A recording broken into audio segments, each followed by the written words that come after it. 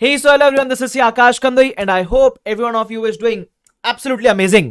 तो तुम्हारा भाई आ गया है वापस एक शानदार वीडियो के साथ, जिधर मैं आपकी एंजाइटी दूर करने आया हूं रिगार्डिंग सीए फाइनल एफआर को लेकर कि न्यू सिलेबस में उसको लेकर क्या क्या चेंजेस है, क्या मेजर कुछ है, क्या क्या डरने की जरूरत है, क्या सर वापस क्लास लेनी पड़ेगी क्या? मैं बता दूं ऐसा कुछ भी नहीं है, ठीक है? आपको टेंशन बिल्कुल लेने की जरूरत नहीं है और मेरे होते हुए तुम टेंशन लोगे हैं? सच्ची नहीं नहीं, जरूरत ही नहीं है। ठीक है, तो फटाफट से एक बार इस वीडियो में डिस्कस कर लेते हैं एफआर में क्या चेंजेस है। वीडियो शॉर्ट रखने की कोशिश करेंगे। उसके अलावा सब्सक्राइब के बिना वीडियो देख रहे हो ना, फटाफट सब्सक्राइब करो, तभी तो वीडियो का अलग मजा आएगा, है ना? नहीं मानते करके देखो। उसके अलावा ये जो पीडीएफ है ये मैं अपने टेलीग्राम पे डाल दूंगा, डिस्क्रिप्शन बॉक्स में लिंक है, जरूर जाकर ज्वाइन करना। काफी सारी यूजफुल चीजें उस पर अपलोड करता हूं मैं, ठीक है? चलो फटाफट से डिस्कशन शुरू करते हैं। सबसे पहले बता दूं, मैं सिर्फ सीए फाइनल एफआर को लेकर बात कर रहा हूं स्पेसिफिकली, ठीक है? न्यू सिलेबस में क्या क्या चेंजेस है, तो सबसे पहले एग्जिस्टिंग सिलेबस में क्या है वो समझने का ट्राई करते हैं। हमारे एफआर के सिलेबस में हम सिर्फ इंडेस पढ़ते हैं, ठीक है? तो एग्जिस्टिंग सिलेबस में इंडेस होते हैं, न्यू सिलेबस में भी इंडेस ही है। इसमें कुछ चेंज है क्या? अरे बाबा, इंडेस थोड़ा ना चेंज होने वाला है, तुम्हारा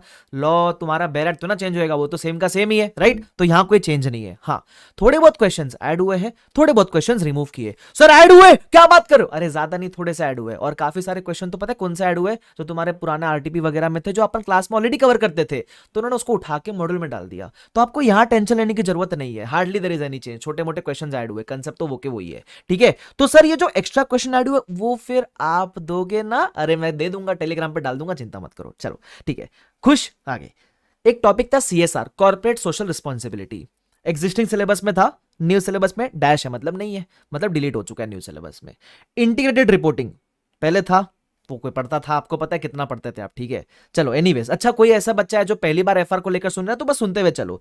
इंटीग्रेटेड रिपोर्टिंग नाम का एक टॉपिक था, न्यू सिलेबस में वो नहीं है, डिलीट हो चुका है। अच्छा, उसके अलावा दो ऐसे टॉपिक है जो आपके पुराने सिलेबस में नहीं थे, अभी ऐड हुए। एक है professional and ethical duty of CA, है ना? मतलब एक सीए को एथिकली काम करना चाहिए, उसको लेकर, ठीक है? अकाउंटिंग पॉइंट ऑफ व्यू से ज्यादा बात करेगा उसके अंदर, of course. And yes, accounting को अपन टेक्नोलॉजी में किस तरीके से यूज करेंगे, राइट? तो ये दो चीज ऐड हुई है। थियरी टॉपिक्स है, मैं करा दूंगा, नोट्स वगैरह दे दूंगा, चिंता करने की जरूरत नहीं है। उसके अलावा एक अच्छा चीज ऐड किया इन्होंने, डिफरेंस बिटवीन एएस एंड इंडेस। सर सारे एएस इंडेस के डिफरेंस पढ़ने पड़ेंगे? अरे सारे नहीं पढ़ने, स्पेसिफिकली बोल दिया गया है इन तीन इंडेस के, इंडेस वर्सेस एएस के डिफरेंस पढ़ने पड़ेंगे। इंडेस 115 के अगेंस्ट जो उसका रिस्पेक्टिव एएस था, एएस 7 एंड एएस 9, बिकॉज ये दोनों एएस रेवेन्यू की बातें करते थे, ये इंडेस भी रेवेन्यू की बातें करता है, उसका डिफरेंस पढ़ना है, ठीक है? इंडेस 116 लीजेस, उसका रिस्पेक्टिव एएस, एएस 19 लीजेस वाला पढ़ना है, बराबर? इंडेस 12 डिफर्ड टैक्स, उसका रिस्पेक्टिव एएस पढ़ना है। तो इसका सिर्फ डिफरेंस पढ़ना है और it is not going to be anything major, क्योंकि अगर आपको इंडेस आता है तो इंडेस से आप लिंक करके एएस का डिफरेंस आराम से समझ पाओगे। और क्लास लिया तो मैं करवा दूंगा, चिंता करने की जरूरत नहीं, बहुत छोटा सा पार्ट है ये।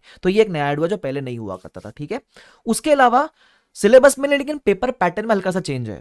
पहले 100% डिस्क्रिप्टिव हुआ करता था एग्जिस्टिंग सिलेबस के अंदर, अब क्या कर दिया है, अब 30% case scenario, case based MCQs, मतलब डायरेक्ट एमसीक्यूज नहीं होंगे। एक 1.5 पेज का पैसेज रहेगा जिसमें मल्टीपल इंडेक्स लिंक्ड हो गए और उस पैसेज के बेस पर आपको कुछ क्वेश्चंस पूछे जाएंगे, वो आपको आंसर करने, ठीक है? और 30% डिस्क्रिप्टिव क्वेश्चंस रहेंगे, ठीक है? अब सर इसकी वजह से हमको टेंशन लेने की जरूरत है क्या? अरे नहीं बाबा, ये जो होता है this is an output of your study. मतलब अगर आपने कंसेप्ट अच्छे से पढ़ रखे तो क्या तो डिस्क्रिप्टिव पूछ ले और क्या ही एमसीक्यू पूछ ले, कहानी तो सेम ही होती है ना। कंसेप्चुअली अगर आपको आता है तो आप कुछ भी सॉल्व कर लोगे, वो आपको फिर उसके बाद फिल इन द ब्लैंक्स पूछ ले, ट्रू और फॉल्स पूछ ले, एमसीक्यू पूछ ले, क्वेश्चन पूछ ले, सॉल्व तो कर ही पाओगे ना। तो इसको लेकर हवाबाजी करने का जरूरत ही नहीं, टेंशन लेने का जरूरत ही नहीं है। They are very easy to tackle once you have conceptual clarity. और अपन तो क्लास में क्लैरिटी के साथ ही पढ़ते हैं भाई, तो टेंशन लेने की जरूरत नहीं है। लेकिन ऐसा नहीं है कि इसके आपको नोट्स वीडियोस वगैरह नहीं मिलेंगे भाई, ऐसे वैसे आपको केस डाइजेस्ट वगैरह लेकर आएगा, जो भी वो लाए ना लाए, मैं आपको इसके अच्छे अच्छे एमसीक्यूज, केस स्टडी वाले और लेक्चर्स मैं ही दे दूंगा, आपको चिंता करने की जरूरत नहीं है, ठीक है?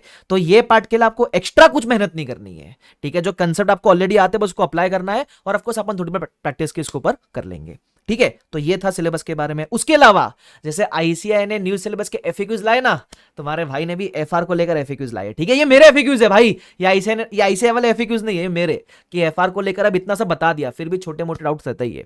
तो 100 बात की एक बात आप पूछोगे, सर ये बताओ कुछ मेजर चेंज है क्या? मैं बोलूंगा नहीं बाबा, दो छोटे टॉपिक ऐड हुए हैं थियरी वाले, है ना? एक डिफरेंस वाला पार्ट ऐड हुआ है और छोटे मोटे क्वेश्चन ऐड हुए रहेंगे, बस। तो हार्डली कोई चेंज है, टेंशन लेने का जरूरत ही नहीं है। उसके अलावा सर एग्जिस्टिंग स्टूडेंट्स जिन्होंने मेरे से पढ़ा था, क्या हमको सर आपका नया बैच लेना पड़ेगा क्या? सवाल ही नहीं उठता है। अगर कोई मेजर चेंज है ही नहीं तो नया बैच क्यों लोगे, है ना? सो आपको टेंशन लेने की जरूरत नहीं है, आपको कोई नया बैच लेना नहीं है। तो सर तो छोटे मोटे चेंजेस हुए फिर वो कैसे करेंगे? अरे भाई, why fear when AK is here? तुम्हारा भाई है, मैं सब दूंगा तुमको। तुमको जो भी गूगल ड्राइव का एक्सेस है उसी ड्राइव के ऊपर मैं नोट्स और वीडियोस जो भी छोटे मोटे अपडेट्स के हैं वो सब अपलोड कर दूंगा और बता भी दूंगा कब अपलोड करूंगा, कहां करूंगा, ठीक है। तो जब मैं रिकॉर्ड करके अपलोड कर दूंगा I will inform you, don't worry about it. Sir कब करूंगा वो मुझे एक बार थोड़ा समय लगेगा बताने में, क्योंकि मैं नोट्स अच्छे से बनाऊंगा, वीडियोस अच्छे से रिकॉर्ड करूंगा, फिर अपलोड करूंगा, ठीक है। बट अपलोड कर दूंगा और बहुत पहले अपलोड कर दूंगा, चिंता आपको करने की जरूरत नहीं है, ठीक है। उसके अलावा अब एक और क्वेरी आएगी, काफी बच्चों ने मेरा रेगुलर बैच लिया था अप्रैल 23 में, तो सर क्या वो अपडेटेड था? The answer is yes. क्यों? क्योंकि मैंने अनाउंस ही ये बोल के किया था कि that is as per the propose new syllabus. थोड़ी बहुत जानकारी हमें भी थी, आप चाहो तो मेरा 5 या 6 महीने पहले का एक वीडियो है जहां मैंने बताया था कि एफआर में क्या आएगा न्यू सिलेबस के, मैं उसके अंदर पहले बता दिया था कि ये डिफरेंस पढ़ना है, ये पढ़ना है ना, और पहले बताया था ये नहीं रहेगा, तो थोड़ा बहुत आइडिया था ही हम सबको, ठीक है। तो जो रेगुलर बैच लिया गया जो अप्रैल में शुरू हुआ था, इट इज एग्जिस्टिंग सिलेबस के हिसाब से 100%। आपको कोई चिंता करने की जरूरत नहीं है, उसमें ऑलरेडी हम डिफरेंस वगैरह कवर कर लेंगे, उसमें ऑलरेडी ही ये 2 टॉपिक्स कवर कर लेंगे। ऑफकोर्स अभी वो एग्जिस्टिंग बैच कंप्लीट नहीं हुआ है, बट कंप्लीट होते होते से ही वो सब कुछ कवर हो जाएगा उसी के अंदर। तो जिन्होंने भी एग्जिस्टिंग रेगुलर बैच लिया है, जो अभी 2-3 महीने पहले शुरू किया था, या जो लेने का सोच भी रहे, भाई चिंता करने की जरूरत ही नहीं है, ये एकदम मस्त चुम्मेश्वरी बैच, ठीक है, आपको चिंता करने की जरूरत नहीं है। उसके अलावा अच्छा सर, आपका क्या कोई फिर भी नया बैच आ रहा है क्या रेगुलर, ठीक है, कि एग्जिस्टिंग बैच से काम चल जाएगा? तो मैं बता दूं, एग्जिस्टिंग बैच से तो एकदम दौड़ते दौड़ते काम चलेगा, तो आपको रिकॉर्डेड बैच है तो पक्का पक्का ले ही लो। सर आप फिर भी नया बैच लॉन्च करोगे?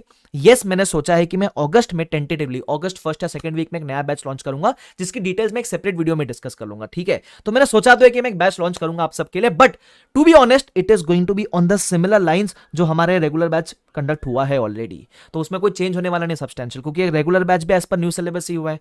तो ये जो नया बैच आने वाला है ना, वो भी इसी लाइंस पे रहने वाला है, ठीक है, ध्यान रखना। उसके अलावा सर एक बात बताओ, ये तो आपने अपने स्टूडेंट्स की बात कर ली, अगर हम आपके स्टूडेंट नहीं है तो क्या हमको भी वो जो एडिशंस हुए उसका नोट्स वगैरह दे दोगे सर?